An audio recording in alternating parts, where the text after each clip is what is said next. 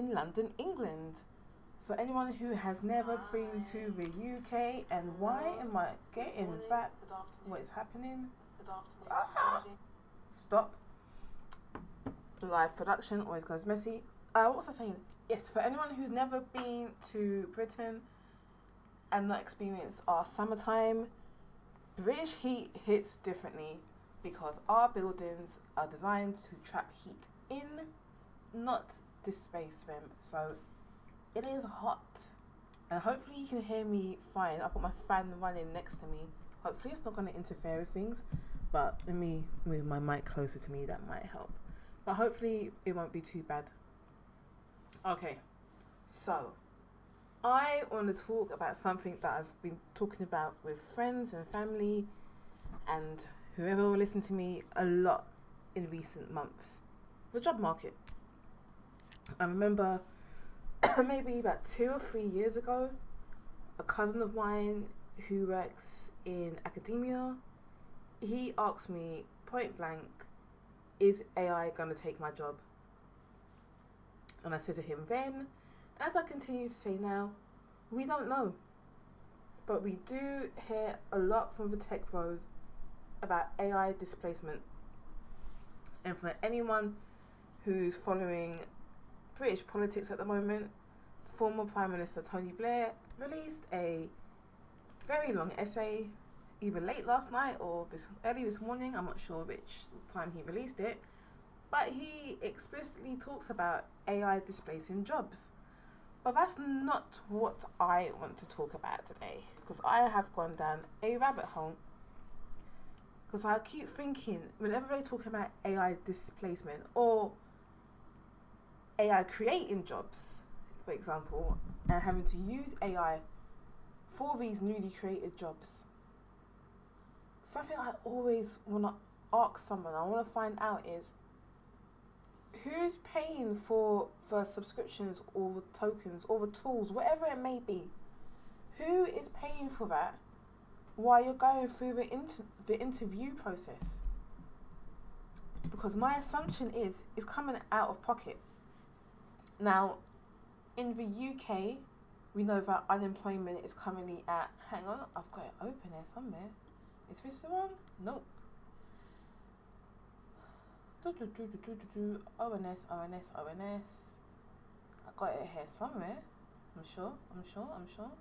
Nope. I would love to say that these are all the windows and tabs that I have open right now, but it is really not. Let me just grab it, because I probably closed it. UK unemployment rate. I do have a tab open. There we go. So as it stands, from January to March 2026, the ONS reported that the unemployment rate of ages 16 and over is at 5%. For youth unemployment, which I believe is under the age of 25. Oh, I'm not sharing this tab. This is what I said. I have so many windows and so many tabs open. So let's get up to where you all can see it. There we go. UK unemployment between January and March of this year, 2026, is at 5%. And youth unemployment, which I believe is for under 25. What is youth? Youth unemployment. Youth unemployment is ages, under 25 is youth unemployment. But look at, it's currently at 16.2%. That is crazy. And okay, I'm reading the AI overview. Should probably look into it more, but just give this quick look at this overview. It's at an 11-year high. So last time it was this high was 2014, 2015, which we were just then coming at the tail end of things apparently improving after the great financial crisis or crash of 2007, 2008. Nonetheless, youth unemployment is very high at the moment. So you have things of high unemployment. We have the tech pros constantly talking about job displacement, which I find very interesting because I know you have an agenda to keep telling us about this. We always want to put such a negative spin on it, but I'm still hopeful that there will be job creations out of all of this as well, because many nations and many governments can't afford UBI or universal basic income, which what keeps being talked about by the tech pros, but is that going to happen in any time in the near future? I'm doubting it. So there will still be jobs, or the creation of jobs, I hope. Having said that, during my rabbit hole, I found on, where is it? It was Indeed. Not that one.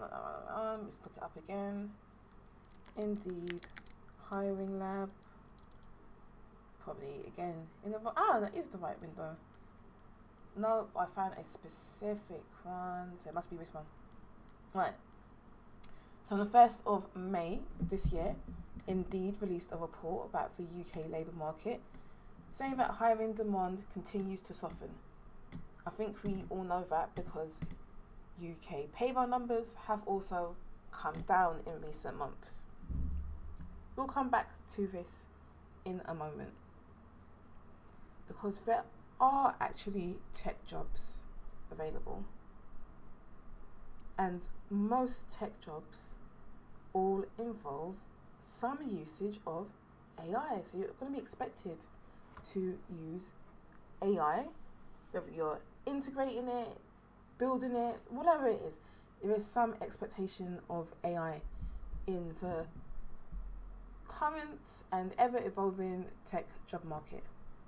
But I keep asking myself, and I would love someone to give me the answer. If you are currently unemployed and going through a cost of living crisis, you now are expected to pay out of pocket to use a tool, whether it is using it via subscription or via using tokens. You're expected to pay for this service, these tools, in order to get a job. This is creating a financial barrier before you even sign a contract. And if you've got to go through multiple interviews at different organizations, different companies, that is going to be a compounded cost. And if you do not have any incoming money, you don't have any income, that is a great outgoing cost to pay just to be interviewed and to go through the interview process. But there's still, great things happening in tech. I don't want to sound all negative. There are some good things. And if we cast our mind back to the faraway time of March 2026, our friend Jensen from NVIDIA, he said that he wants to he was bringing up compensating engineers with tokens. So instead of just having your salary, one of the part of the benefits could be token usage, which is great once you have the job. Let's take a listen at what our dear friend Jensen said. I'm going to ask him how much did you spend in tokens? And that person said $5,000. I will go ape something else. Yes. Right. If that $500,000 engineer did not consume at least $250,000 worth of tokens, I am going to be deeply alarmed. Okay? And this is no different than one of our chip designers who says. So he's saying that he's expecting an engineer to spend half their salary in tokens, which is great if you are the CEO of the biggest company on the planet. Their market cap is bigger than the GDP of many, many nations. So, yeah, that can work. That's fine. But to get to the point where you have a job at a big tech company or any company at this point, are we now expected as individuals to spend out of pocket on tokens, on subscriptions, just so we can get a job?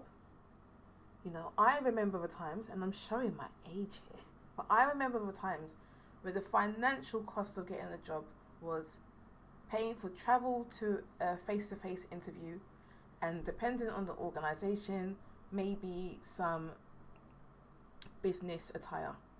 That was it.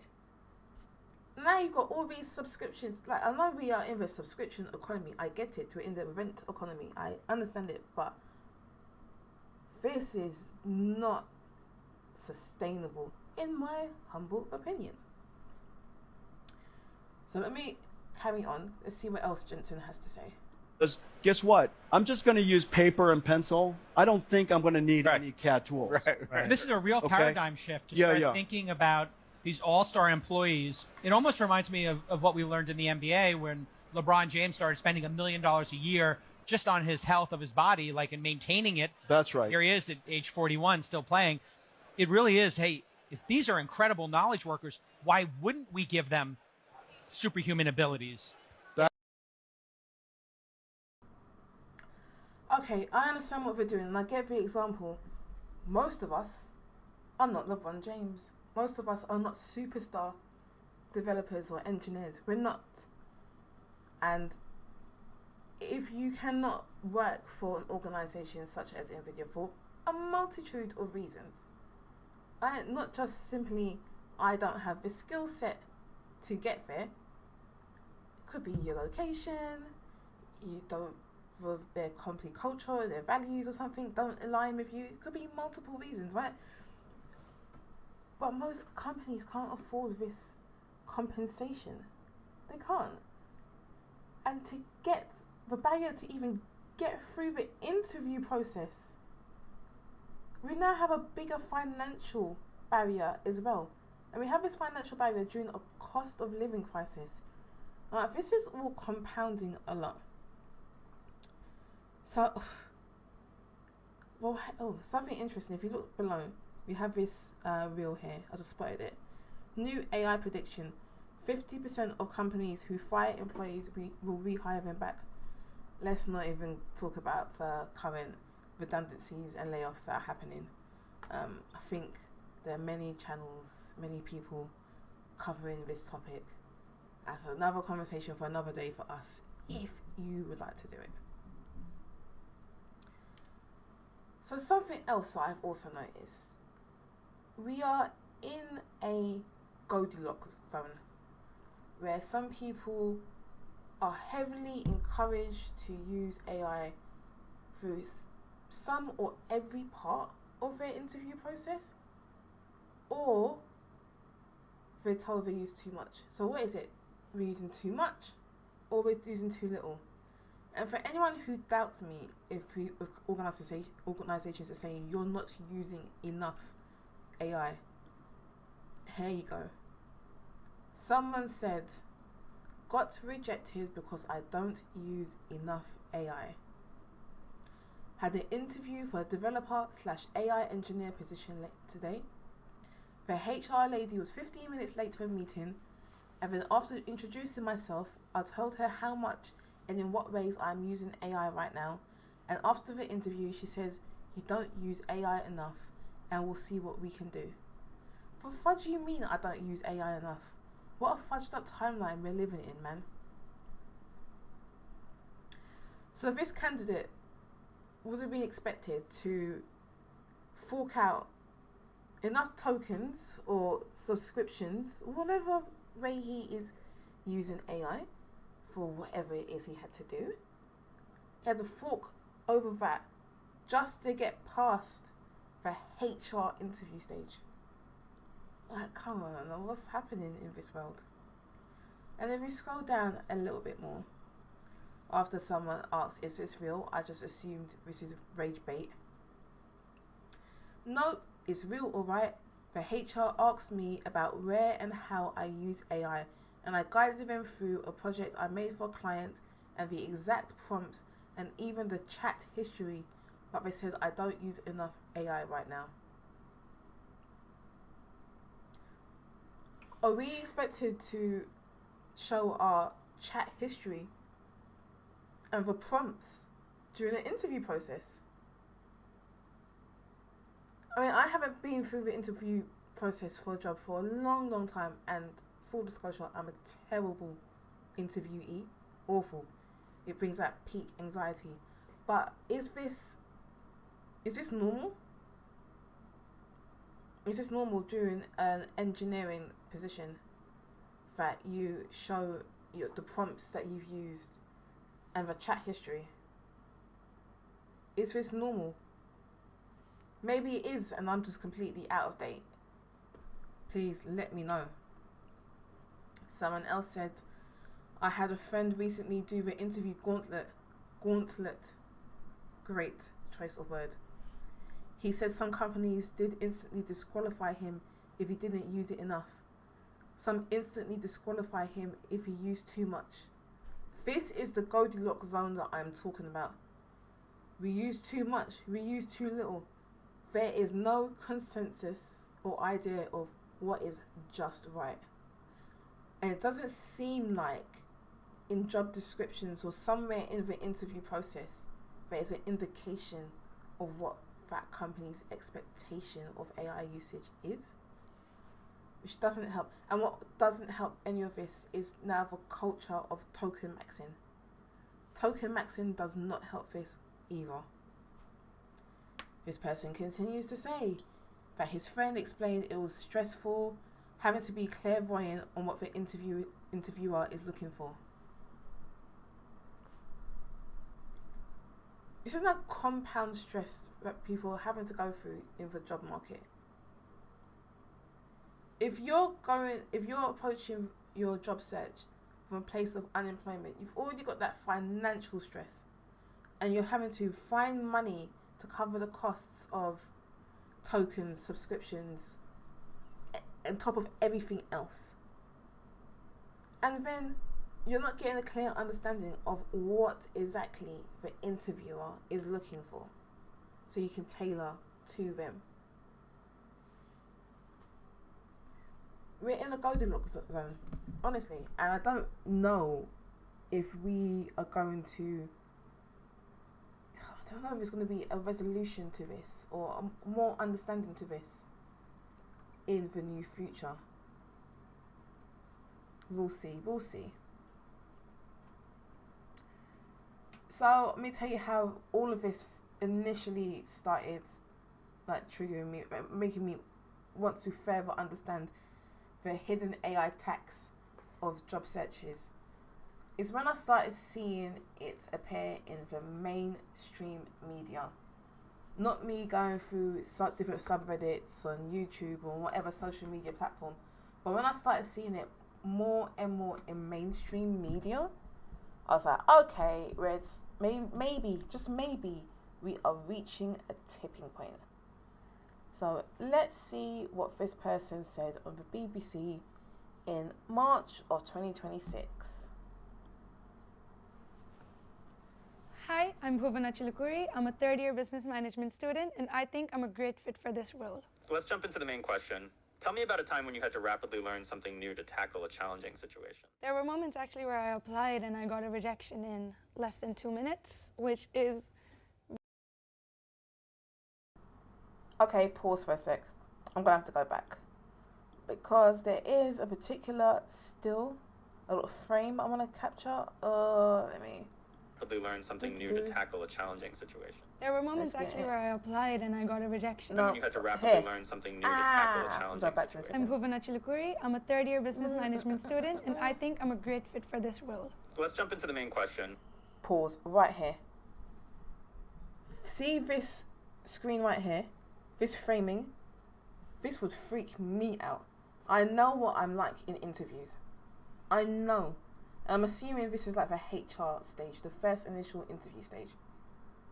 This would freak me out if I know that I'm talking to an AI who may not understand my accent, because we know that so many of these tools by default use American English, and I distinctly do not have an American accent. It may not pick it up correctly. And then I'm just looking at myself. I'm like, while it's also probably analysing my expressions, I talk with my hands, I pull faces all the time. This is something that's honestly could send me down a spiral. I'm just looking at myself, knowing that I'm being analysed by a piece of AI that may intrinsically have a bunch of biases put in. Hopefully not. Hopefully that's all being monitored and trying their best to mitigate it, but it might still have. And then I can see on the right hand side here, can I make it bigger? Yes. No. What? It's gonna mess up for you, me not do that. Over here, on the right hand side corner, we have got the voice to text. If I was in an interview and I can see the voice to text being generated on the fly, and I know that it's doing things incorrectly, my God, that would not even trigger me. It might send me down a spiral where I'm repeating myself to clarify what I'm saying.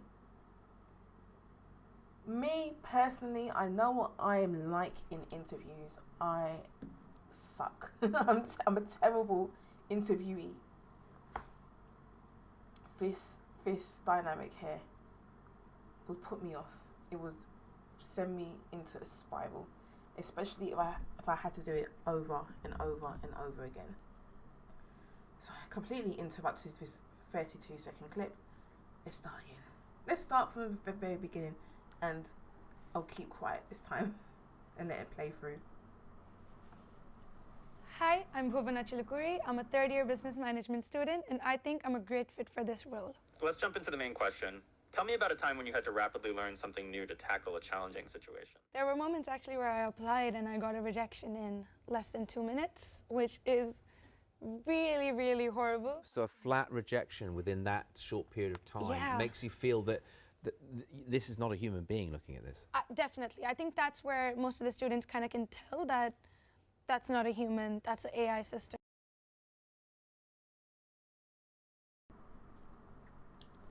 Oh, I just realised my mic is picking up the fan. Let me turn it off. Let me turn it off.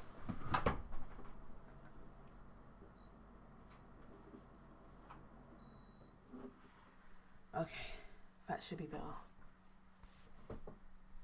That should be better. Okay, so this third-year business student, has applied for more than 100 jobs so far. And this was back in March 2026. It's been over 2 months. She may have had to apply for more. Well, she definitely has. At the time of this interview, she hadn't got a job. And she was rejected for everyone. And she said, there are moments where I applied and I got a rejection less than 2 minutes later, which is really horrible. I can imagine that is devastating. Within 2 minutes time, there isn't even someone who can try and drag it out a little bit longer to make her feel at ease. It's just a flat out rejection. That is awful. And I'm assuming this is happening at the HR stage, at the initial stage. It's crazy. So, where have we got to? There's something else that I saw. I took notes this time. I'm not just rambling off the top of my head. I took extensive notes for this, and because I went down an absolute rabbit hole when looking this up yesterday. So we're in our Goldilocks zone for technical folk when interviewing for jobs. that we're either using too much AI or too little AI. And there's no consensus of what is just right. So what are big tech, or not necessarily just big tech, maybe more commonly known organizations doing for their coding rounds or their interview stages? And we can see that in 2026, Google started making some changes with having a Google AI-assisted coding interview. So this is on the Northeastern website, but it was originally published on Exponent. And what is Exponent actually?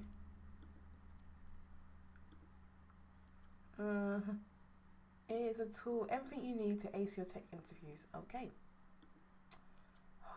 so this has been extracted from a company with a tool for you to subscribe to.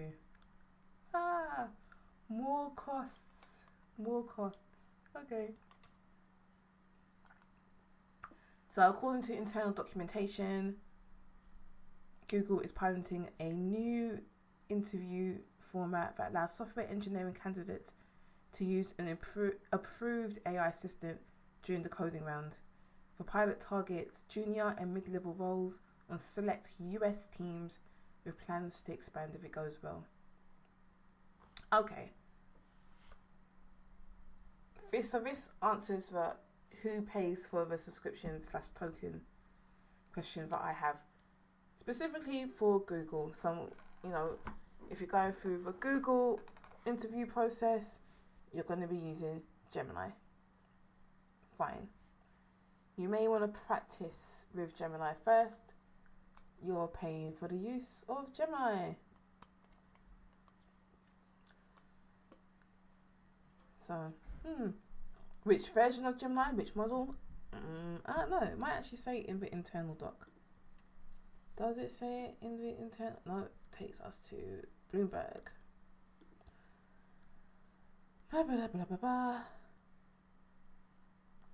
Okay. And yeah, of course there's a paywall, so we can't go through that.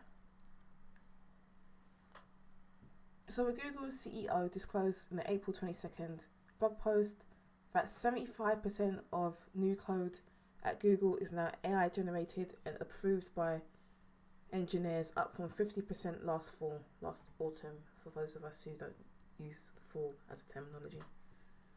So what's that, like 6 months? And it's up by another 25%. Okay, that's pretty good.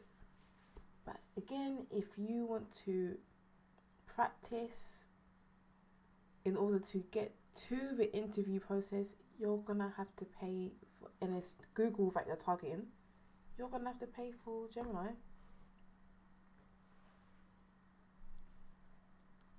Unless they're giving out tokens and credits. That would be nice, right? If you're in the job market, that is.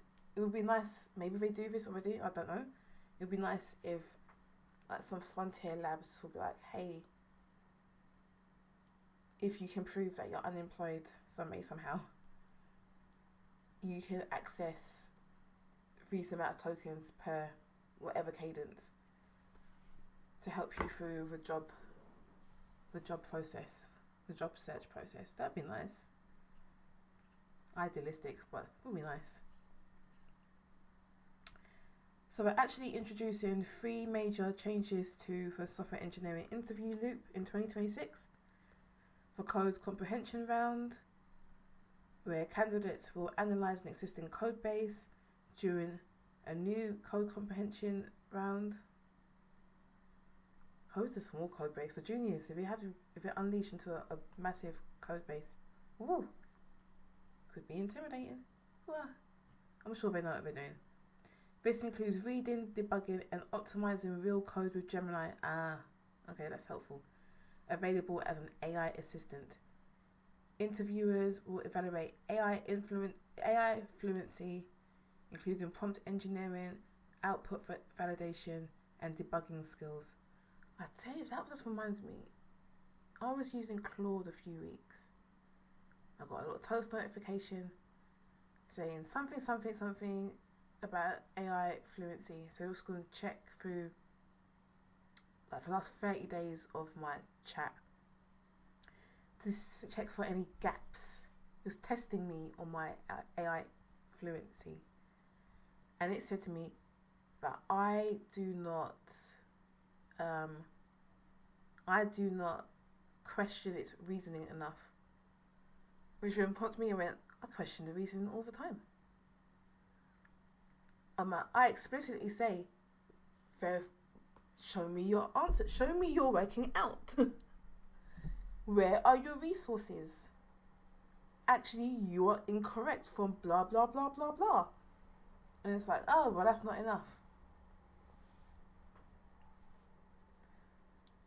Okay. I would love to know who created that rubric. Because I'm sure there's some gaps in that rubric of what Anthropic anyway considers to be AI fluency. So I'll be interested to know how Gemini considers, or Google, what could they consider AI fluency. It's curious. So the internal document describes the format as human-led AI-assisted. Okay. Then there is a googliness and leadership round. The long-running googliness and leadership interview round, which has traditionally centered on behavioural questions and cultural fit, will now include a technical design conversation based on the candidate's prior engineering work. We didn't have a technical design conversation before? Oh, okay. But I guess if they're just looking at the code and expecting you to deliver a finished solution of some sort, they could have just inferred themselves what the technical design was. Okay. The round will go beyond focusing on culture and soft skills to probe how candidates think through real engineering decisions. I think that's fair. I think that is actually a fair stage of the interview process. Now, I'm not going to continue reading this because... So for Google, during their interview process, they are compensating for financial costs by allowing you to use Gemini. I say that because it's not clear from here if you have to use your own Gemini account or they are going to compensate that. It's not clear to me yet. Because there's definitely this financial barrier is getting more and more obvious. No, okay, so that's Google. That's how they're changing their process. Last year, in June 2025, so almost a year now, Canva announced that you can use AI in our interviews. So they said you can use your own tools, which is great. It's nice. You can use whatever you're comfortable with. It's very much bring your own keys sort of dynamic. But again, at your cost. At your cost.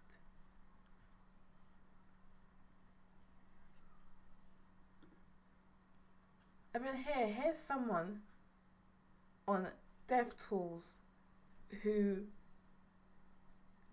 I'm going to assume they're based in Japan because they've got the hashtag Japan and it's a Japanese name. I love their bios, I'm super lazy. That's funny. But they're on a 10 million yen job challenge, pay to play. Right? They got to pay to play in this economy. So we're spending $20 a month on Cursor, $20 on Claude, $20 on ChatGPT, $15 on Is this Fellow? I've not heard of this one. Let's look this up. And this is where everyone goes, oh, you never heard of this? No, I haven't, sorry. Multilingual AI search and creation platform. Okay. And then $8 on the GitHub Copilot. So let's do a quick maths. 60, 75, 83. And we set aside an additional $20 as well. So we're spending just over $100 per month on these tools. And this is so they can. So I spend around $100 on these tools, often a bit more. Also, as I also try out other services or use APIs. This is what I'm talking about. A minimum of $100 just to take part in the job market. I thought about switching to API-based usage and just paying based on consumption, but it turns out my usage isn't exactly light, so I feel like these subscriptions are the bare minimum I need. Yes, they are the bare minimum you need, because these subscriptions are heavily subsidized. If you were using API usage for half of the stuff that you're building or you're engineering using AI, you would be hit with a fat bill. These subscriptions are heavily subsidized. On top of that, there are also some cloud service costs. Yes, there are. Of course there are. Because if we build it, we must host it. And we must have CI and CDs and workflows and all the other stuff that goes along with it. Reporting, monitoring, the whole shebang. So there are also cloud service costs as well. So you're racking up money per month just to be part of the job market, just to be searching for a job and to try and get through the interview process.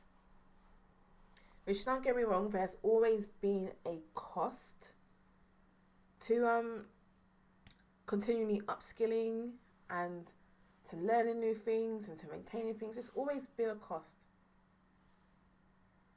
We're now just increasing the cost. And I know Copilot, I think from June, let's have a look. They're changing their subscription model, so it's not going to be a flat rate, it's going to be more token usage. Let's have a look. Copilot subscription changes from, I think it's June 2026, so next month. Yeah, so from June, next week we're days away from Copilot changing their plan to be usage-based billing. So it's going to be more of a cost. Alright. Okay. So thank you, sir, for giving us a lovely breakdown. It's over a year old, but giving us a breakdown of your tools per month just to get a job, your job challenge. So here's something I saw from earlier this year, so January. Let's be honest, being an AI enthusiast in 2026 is expensive. Looking for a job, a tech-related job where AI is mentioned in most job descriptions is also expensive. Just to get through to the interview, I'm gonna keep saying this and emphasizing it. So this person here, there you go. Here's a typical monthly bill for many of us. We have ChatGPT Plus, $20, Claude Pro, $20, Midjourney, 10 or more. Some video AI tool, 30. This person is saying a minimum of 80 plus a month. This is just to be an enthusiast. Okay. What else have we got? Let me go to my notes actually, because I've been on for almost an hour and I can guarantee, I'm still at the very first point I wanted to talk about. So, no, I think I'm actually on track. I'm actually on track. So, oh, I'm sorry, I'm just so shocked that I'm actually on track. I've completely lost where I was. Anyway, so yeah, that's a minimum of what this person is spending a month. Just as an enthusiast, I'm going to assume that they still have income. So, maybe it's not too bad for them. Who knows? This is interesting. So this was first published on the 22nd of March 2026 and was updated on Monday. This goes back to what our friend Jensen was saying earlier about tokens as compensations. So if you're just joining us, we watched a video earlier of our friend Jensen from NVIDIA saying that if he has an engineer on a $500,000 salary, so $500,000, he expects them to use $250,000 a year on tokens. And I think I said, if I didn't, I'm going to say it now, that this has opened up conversations of tokens as part of your compensation package. So, the Tech Buzz, back in March, wrote an entire article of AI tokens emerge as fourth pillar of engineering pay.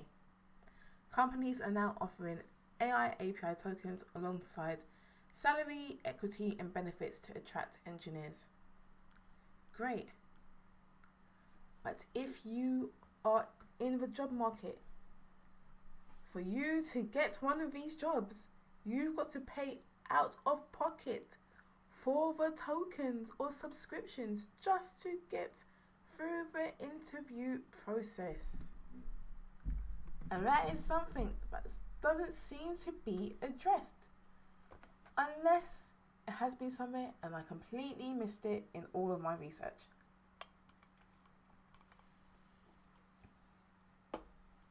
For war for engineering talent has just added a new weapon to its arsenal. Companies are now starting to bundle AI tokens, credits for accessing models from OpenAI, Anthropic and others, into compensation packages alongside traditional salary, equity and benefits. What sounds like a perk might actually signal a fundamental shift in how tech companies think about the cost of doing business in an AI-first world, raising questions about whether engineers are gaining leverage or just covering their employers' infrastructure costs. This part, just covering their employers' infrastructure costs, that is a completely separate conversation. So I'm going to leave this article right here because that bit is a completely separate conversation, but something definitely worth exploring as well. So, we haven't done my rabbit hole. Actually, no, time to check my notes. Make sure I'm on track with everything. Give me one moment.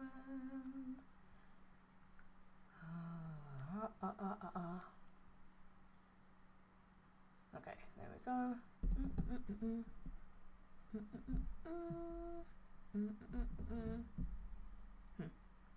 Yes. Now I'm gonna bring it all home, and by home I want to talk about the UK job market, because the UK job market does differ from other job markets. It's still the leading tech employment country in Europe, if I remember correctly. But it also differs from the US and other emerging markets as well. So, a study found that in the 24 months leading up to January 2024, the most popular AI tools for job applicants, and this is not just text specific, it is across the national job market, is that AI is now becoming a common tool. Surprising? No, absolutely no.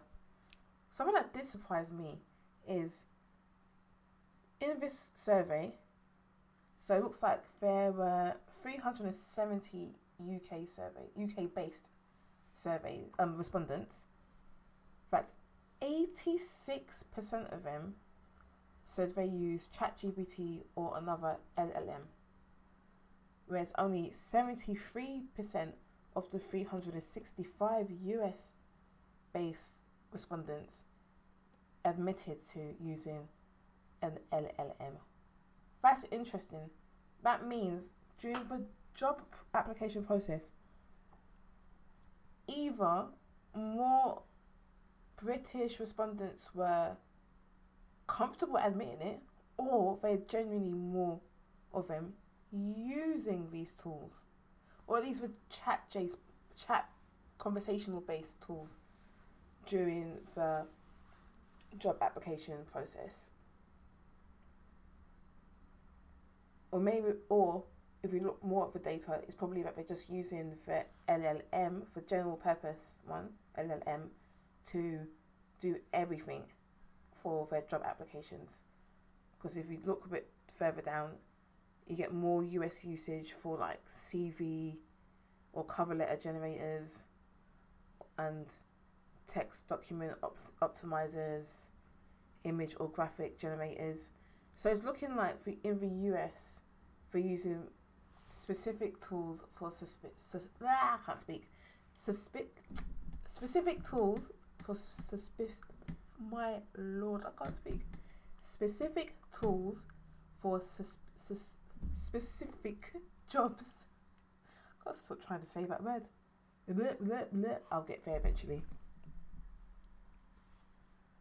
Which also means they may be using more, it might be racking up more of a cumulative cost during their job search as well, if they're having to use different tools for different jobs.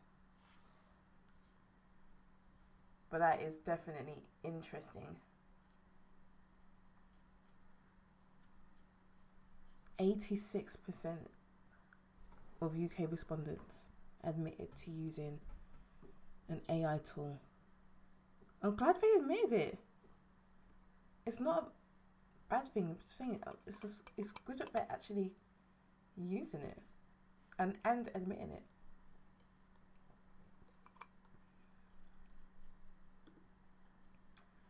I do want to talk about this next. What do I want to talk about next? Let's just talk about this next.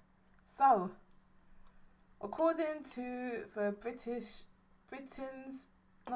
Chambers of Commerce, Britain is not ready for what's coming next.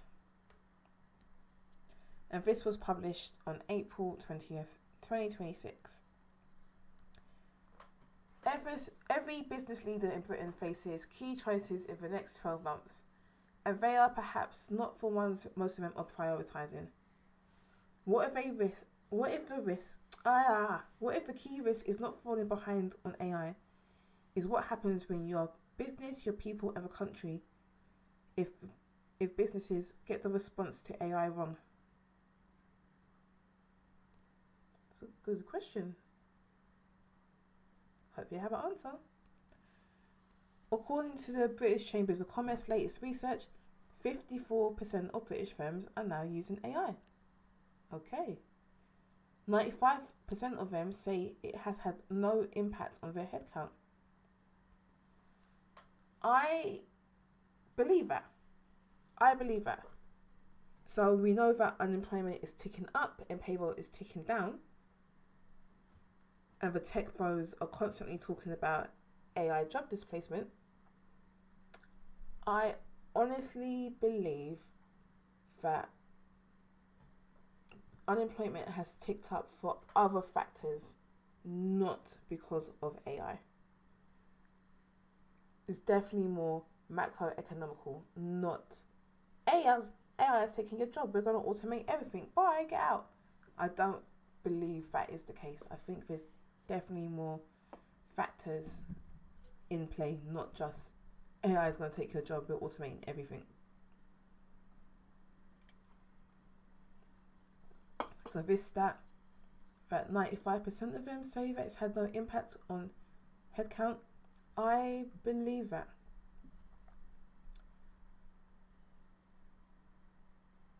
So both of these statements are true, and if you find them reassuring, you have not read the rest of the data. In a recent interview in February 2026, the head of Microsoft's AI division told the Financial Times that most white-collar professional tasks will be fully automated within 12 to 18 months. Lawyers, accountants, project managers, marketing teams. His exact words were that AI is approaching human-level performance on most, if not all, professional tasks. This is not a researcher doing some armchair speculation. He's one of the people building the products designed to make it happen. Some may disagree with the timeline, but almost no one disagrees with the direction of travel. And it is one that every British business leader ought to be taking seriously right now. Fine, fair enough. We're all going to be displaced. And then what happens? Oh, gosh.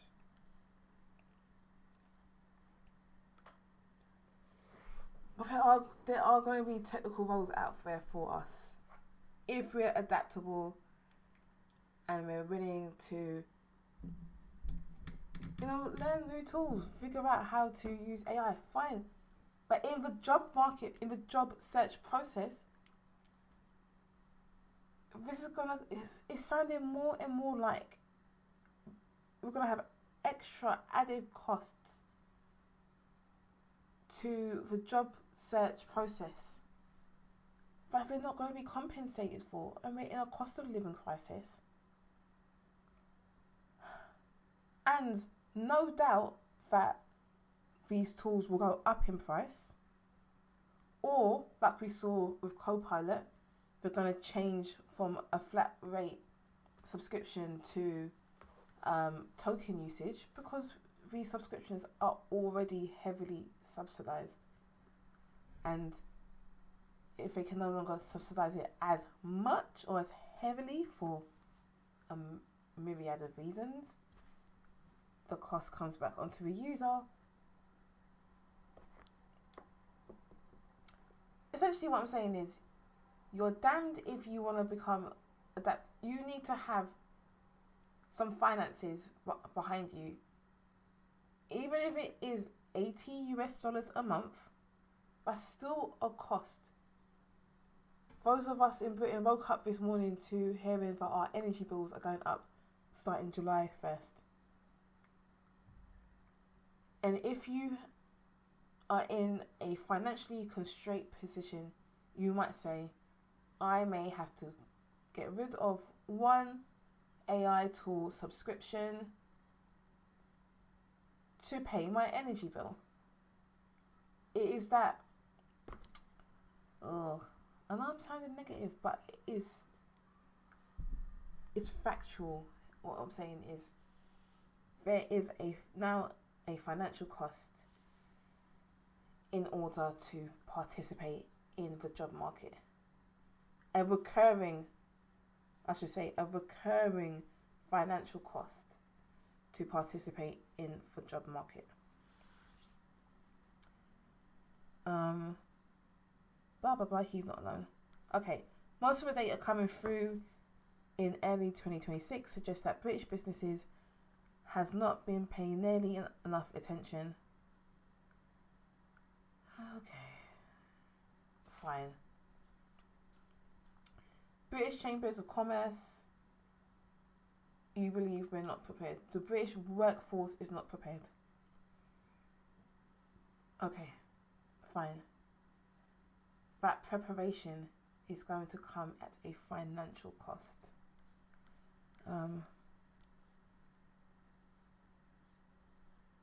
Is this... I'm skimming through it quickly. I'm trying to find if it is some level of financial cost. Trying to find out. They said, something about Skills England recently observed that 71% of the workforce that will be present in 2035 is already in employment. For people who need reorienting, mostly not sitting in lecture halls, they're sitting at desks in offices across Britain right now, and most of them are not getting the help they need. If the UK really does need to reskill something like 20 million people in just a few years, a few click-through online courses will not, AI courses will not do it. This is a generational education challenge.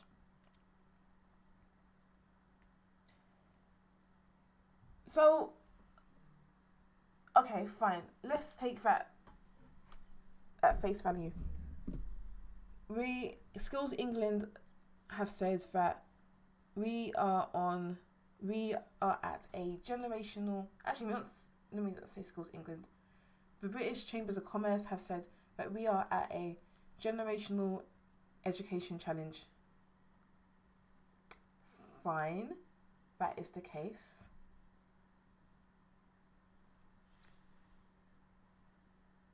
Small businesses and individuals will need to financially compensate that some way, somehow, in order to be educated or be adaptable or to upskill. And we are in a cost of living crisis. I'm not dismissing what they're saying. I'm just saying that they're missing, there's a gap, but they're missing a key component. In order to be fluent in these tools, we need to pay. And some people genuinely can't afford to. So what happens?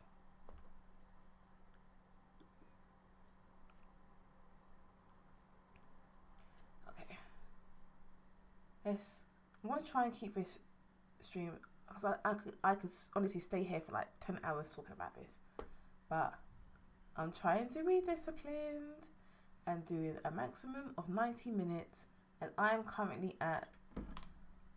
Let's take a look. I am currently at 1 hour and 5 minutes. Okay. I can do this. I can wrap it up in less than 25 minutes. So, where am I?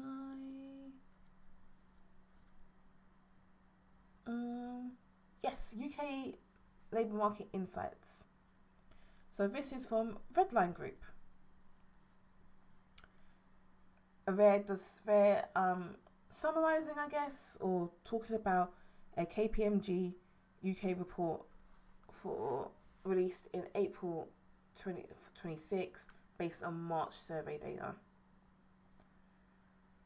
And I remember looking at this earlier. I do have the report open.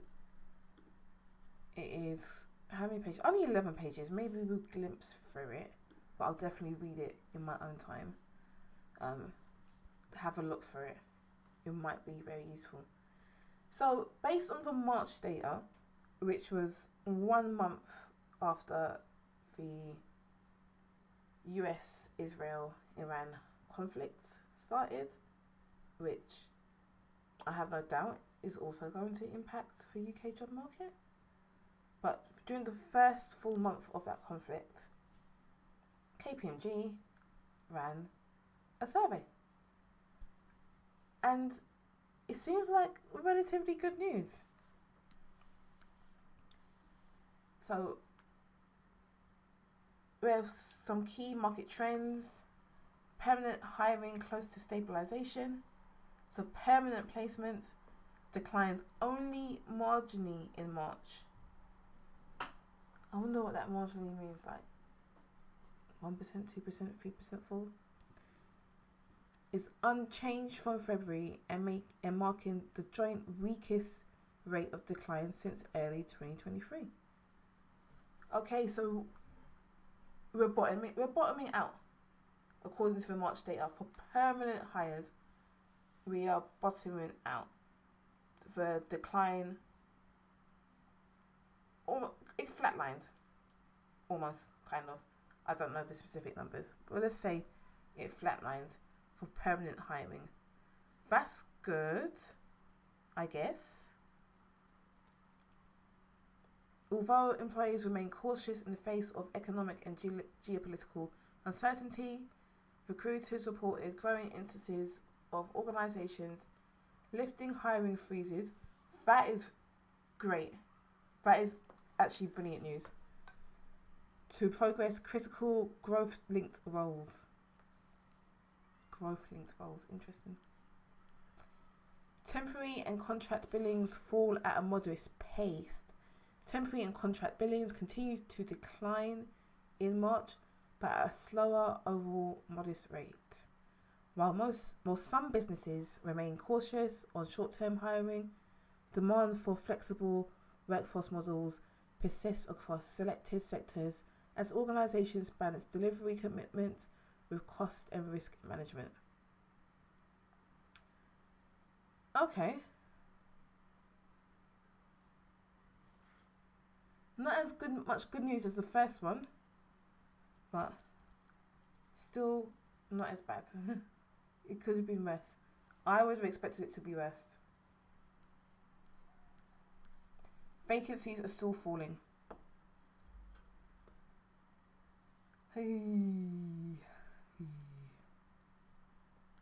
Overall demand for staff weakened again at the end of the first quarter. However, the latest reduction in vacancies was the softest recorded since May 2025, underlining a gradual improvement in market stability. Both permanent and temporary vacancies fell at slightly slower but still solid rates. Engineering and technology once again showed greater resilience relative to the wider market. This is what I'm saying. There are tech jobs available in the UK and in other countries.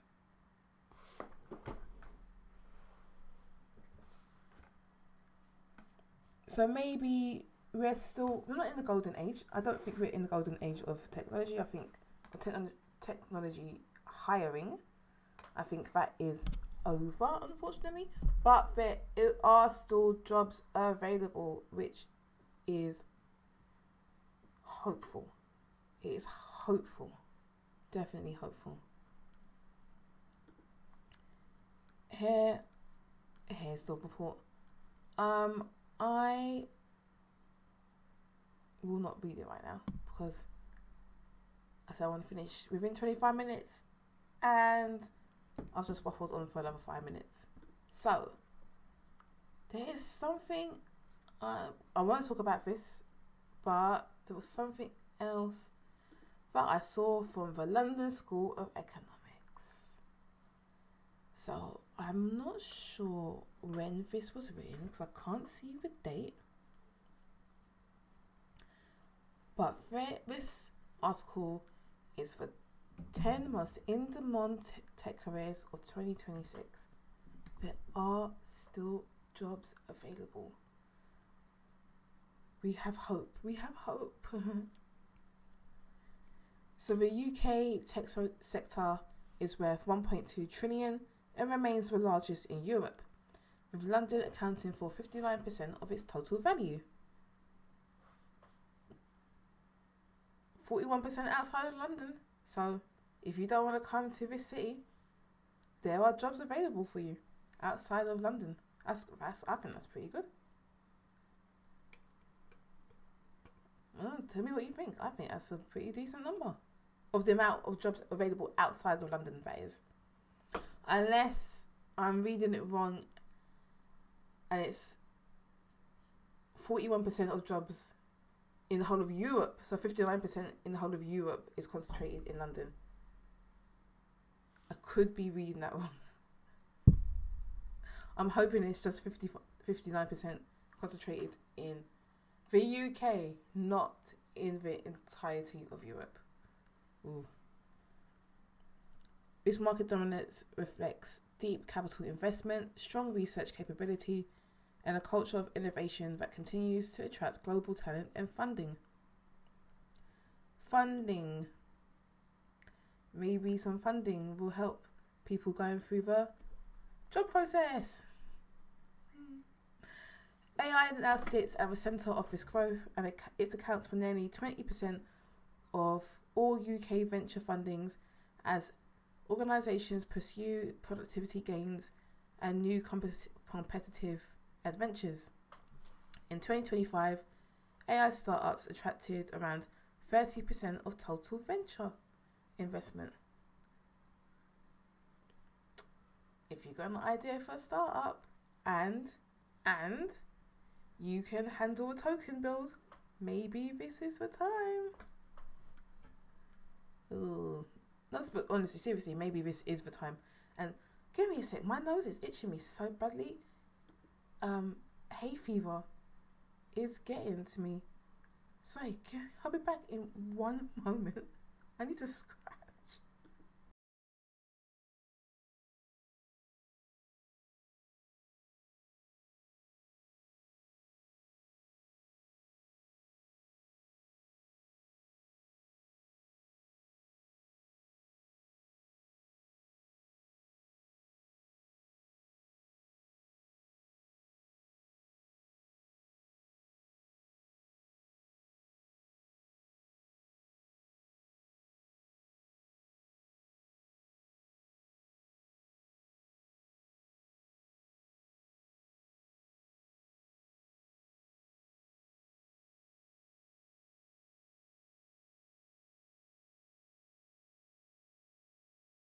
Sorry, I'm back. I had an allergic reaction to something last night. I don't know what. I'm still just itchy in different places. So if you keep seeing me scratch my nose, it's because I'm just itchy in different places. I'm trying to scratch on camera. Anyway, where was I? I've forgotten.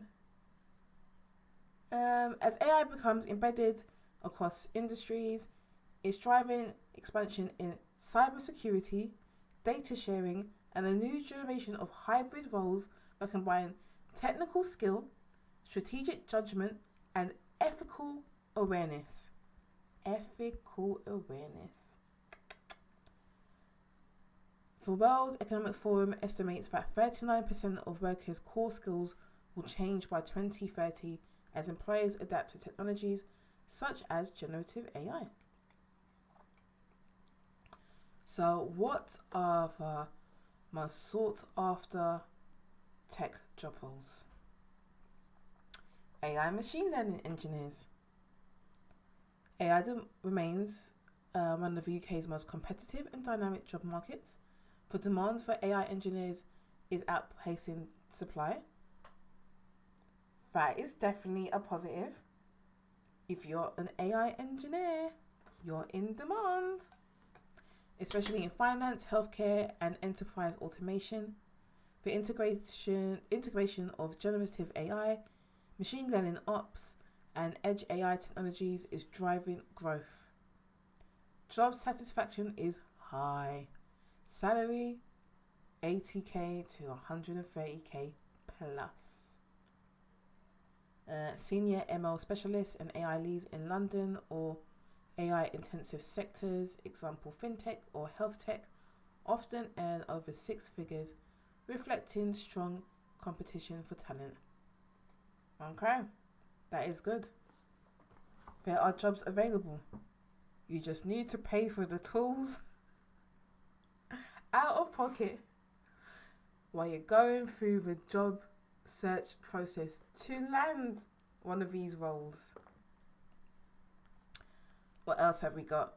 We have got data analysts and data scientists. Data professionals analyze large data sets. Okay. Demand for skilled analysts and data scientists continue to rise, with the UK employee demand up 25% in 2025. If you like data and you like to analyze large data sets, there's a demand for you.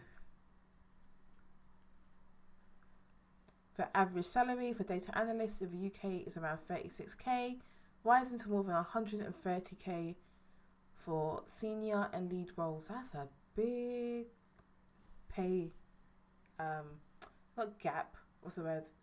Scale, big pay scale to work on. Data scientists earn an average of 53k, with experienced professionals commanding salaries of 95k or higher. Data governance and AI ethics specialists. The UK data governance market is projected to grow at a growth rate of 15.77% per year through 2035. 15.77. Very specific. Could have rounded it up or down. Could have given us a round number. Anyway, as organisations strengthen their frameworks to meet increasingly stringent regulatory and compliance standards. I'm going to come back to this in a moment, because today is May 27th and there's something closing in 2 days' time which could impact all of us who are UK based. So hold on to the thought of AI ethics and governance. AI product managers. AI product management is becoming a core business discipline rather than a niche skill. By 2026, more than 76% of product leaders expect to expand their AI investment, reflecting a sharp rise in demand for managers who can translate machine learning, so itchy, and generative AI capabilities to scalable products. The average salary is 59k. However, this jumps to £120,000 plus, with senior roles in London exceeding that. Cybersecurity analysts and engineers. Once a niche IT field, cybersecurity is one of the UK's fastest growing career sectors, with zero unemployment. What? Zero unemployment and projected growth of over 35% by 2031. Demand for skilled cybersecurity professionals has never been higher. Then we have, salary, as I've done before. The average salary for a cybersecurity engineer in the UK starts around £45,000, rising to £92,000 or more, depending on specialisation and certification. On average, cybersecurity engineers earn around £49,000, while senior or expert professionals earn up to £250,000. Cloud engineers. Demand for skilled cloud engineers has never been higher, as more than 95% of new digital workloads are now projected to run on cloud-native platforms. Salary.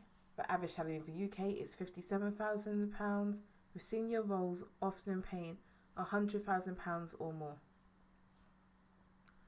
And we have DevOps. And then we have full stack developers and UX, UI and product designers, network and system admins. AI is transforming every tech role. AI has moved from specialist skill to everyday infrastructure. It now runs through every function, from data science and software engineering to cybersecurity and design. Here's the bit. For the importance of continuous upskilling. This is not a new concept. It's always been the case. We've always had to upskill. It is always been important that we continue to upskill when we work in this sector. Always been important. And before, you may have paid for, I don't know, Coursera subscriptions or some type of learning platform subscription, or gone to meetups or other stuff. All I'm saying is there's now an extra cost on top of all of that. And that is, oh my gosh, this is so unprofessional, just rubbing my nose. That is the use of using AI tools. We have this extra added cost, this extra tax upon us to continue to upskill. Upskilling is fine if you have continuous income. If you don't have that income and you're looking for a job and you've now got to find out of pocket money to use this tool, to use maybe an array of tools. We saw before when we find the dev tools, this person on this 10 million yen job challenge spending a minimum of $100 a month just to, try and get a job. It's creating barriers. I thought we were in the era of removing barriers to entry. We seem to be creating more barriers to entry. The importance of continuous upskilling. Technical skills today have a shorter shelf life. As AI evolves, adaptability rather than mastery of a single tool has become the defining advantage. Very true. Very true. It's incredibly important to be adaptable. But adaptable comes at a cost of time and money. Professionals are now investing in learning that delivers measurable returns, including higher employment, cross-sector mobility, and resilience in the face of automation. There are jobs which are great. We've gone through the in-demand jobs. I'm going to run through them again quickly. According to the London School of Economics, they are AI and machine learning engineers, data analysts and data scientists, data governance and AI ethics specialists, AI product managers, cybersecurity analysts and engineers, cloud engineers, DevOps engineers, full stack developers, UX and UI product designers, network and systems administrators, /site reliability engineers. They are all still in demand in the UK. But that barrier to entry has just gotten a little bit harder because of the financial cost of subscribing these recurring monthly tools. AI tools, this is not even including the cloud-based service tools. So, I am going to finish up here with one more thing for ICO. What is the ICO, you ask? Great question. It is the Information Commissioner's Office. And they currently have a consultation that started on March 31st and ends in 2 days' time on May 29th. And give me a second, because I wrote a note on it that I meant to say to you, and I cannot remember.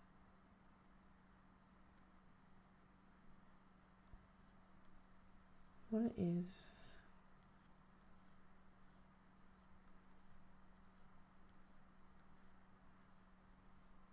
What is it? UK adoption.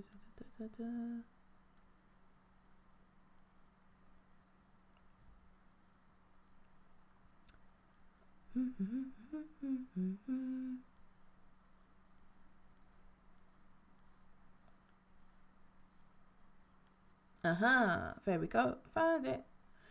So, the Information Commissioner's Office is currently running a consultation on draft guidance on automated decision making, including profiling. And if I understand it correctly, it's specifically about the job recruitment process. So it's saying that employers must provide clear, prominent, upfront notification if any algorithmic tools are used to score, rank, or filter applications. Hiding in privacy policies is no longer compliant. Employers will need to be upfront with if there are any algorithmic tools, not AI specific tools, algorithmic tools being used to filter out or score or rank applicants. So it's given a level of transparency, which I think is good. It's going to have mandatory bias monitoring. Very important. This is why I said earlier, when we were going through the London School of Economics, we go back to this, one of the in-demand jobs is, where is it? Data governance and AI ethics specialists. This is partly what I was talking about, and I said hold that thought. We'll talk about it a little bit more. So in the ICO consultation on draft guidance about automated decision making, including profiling, mandatory bias monitoring.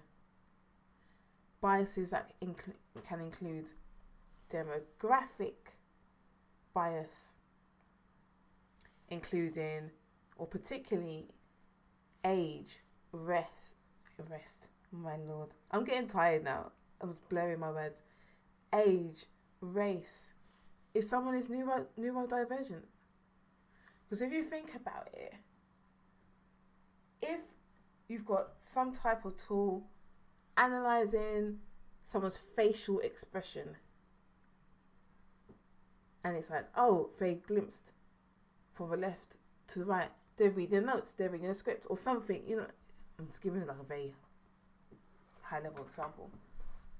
But that sort of bias will go in place. Like, I'm looking down now because I'm like trying to read my notes. I'm not reading the script at all. I'm just looking at my very rushed notes that I wrote earlier. Let me go back to it. And then something that's really, really important is the meaningful human involvement into the job application process, the job search process. Meaningful human involvement. Purely automated rejections are prohibited. A human recruiter must review algorithmic output before any candidate is rejected. Let's go back to the BBC article from March 2026. Let's listen to her again, shall we? Hi, I'm Bhuvana Chilukuri. I'm a third-year business management student, and I think I'm a great fit for this role. Let's jump into the main question. Tell me about a time when you had to rapidly learn something new to tackle a challenging situation. There were moments actually where I applied and I got a rejection in less than 2 minutes, which is really, really horrible. So a flat rejection within that short period of time makes you feel that this is not a human being looking at this. Definitely. I think that's where most of the students kind of can tell that that's not a human, that's an AI system.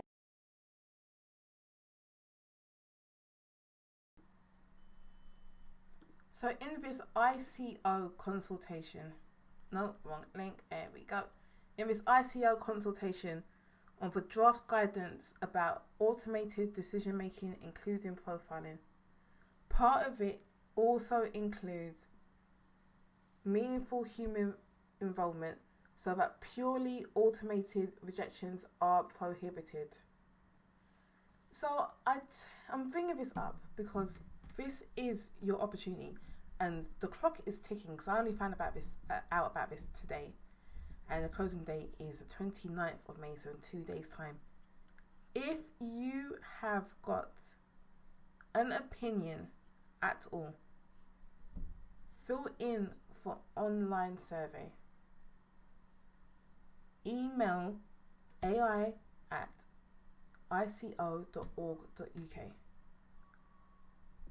This is our opportunity to be involved in some governance over how AI is being used in recruitment in the UK. And this is a public consultation, so we can all fill in the survey and share our opinions. So please do. So that's UK specific, but it's also something going on in the EU. What was it called? It's the EU AI Act. Let me pull that up because I don't have a link. EU AI Act. What is it? And it is binding 2. And I'm looking at binding 2 because this has got an August. I think August 2nd. No. Hang on. Is it binding 2 or the... My notes are so jacked. It's either the AI Act binding 2 and it's got an August deadline, or it's the EU AI Act binding and the final deadline is August 2nd. Because I literally wrote EU AI binding act, either EU AI Act binding to August 2026. So it's either binding to with a deadline of August 2026, or it's just binding and the deadline is the 2nd of August 2026. Rushed notes, but at least got something, and I think it must be this. Let me let's put in, I've lost it. It's the EU AI Act. I'll put August 2026. The deadline is the 2nd of August 2026. There we go. I want the link to it so I can bring it up and share it with you. Is this the one? Yeah, here we go. So it's the EU's first ever legal framework on AI, which addresses the risks of AI and positions Europe to play a leading role globally. This is something that if you're working for a multinational or you intend to live in the EU, etc., definitely take a look. It also includes recruitment, screening, and evaluation AI being used during the job search process, the job application process. Definitely have a read through because it's all about governance and regulations. Is there a way that you can, is a survey? Is it similar to the ICO?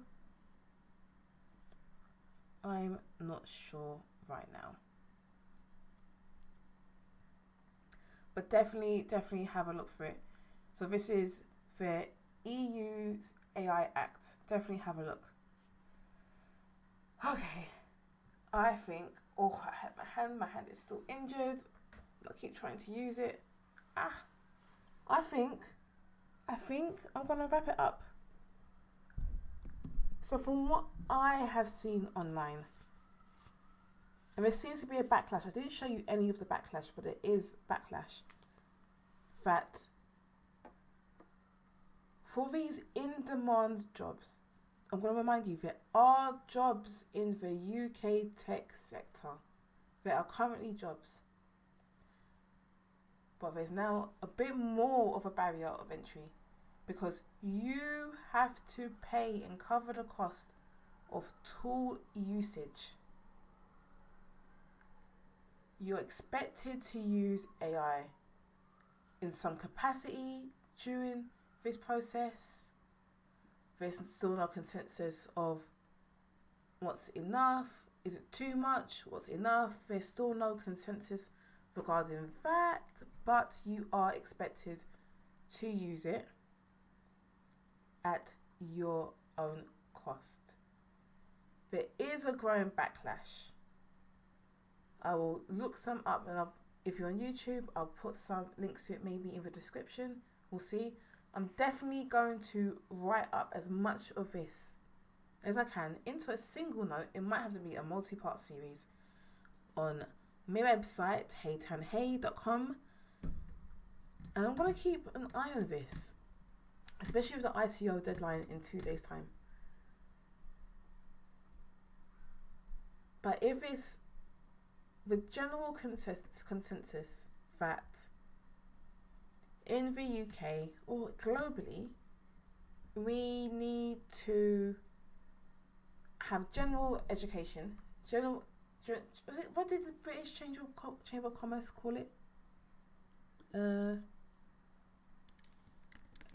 Education, no, generational education challenge.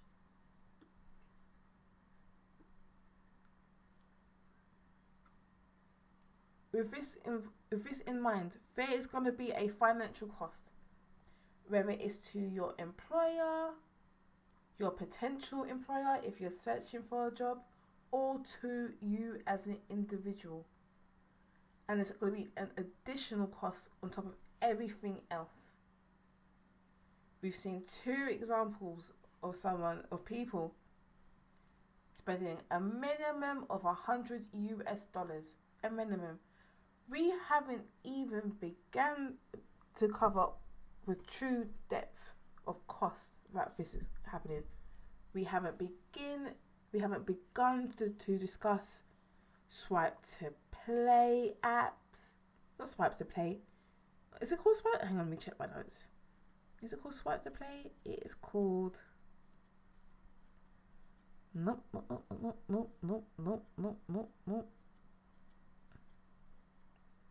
Swipe to apply. That's it. We haven't even begun to discuss swipe to apply subscriptions, or the CV formatting subscriptions, LinkedIn Premium subscriptions, all of that on top of paying for the usage of a large language model just to be in the room for it, whether it's virtual or in person, just to be in the room for an interview. These are extra barriers being put in place during a cost of living crisis. And I don't see it being I don't see it being written about, spoken about, and it just seems to be hidden in forums. And I think we should all start being a bit more vocal about this, because there is an emerging backlash happening. But I think we need to be more public with this backlash. Anywho, I am going to take a nap actually and turn my fan back on. It is currently 28 degrees in the room that I'm in, which might be fine for some people. We're going to remind you, in British, heat hits differently. Our homes, our buildings are designed to keep heat trapped. So I'm going to open the window, turn on my fan, put some ice in my drink, and wish you all an amazing rest of your day. Bye everyone. I'll see you on Friday.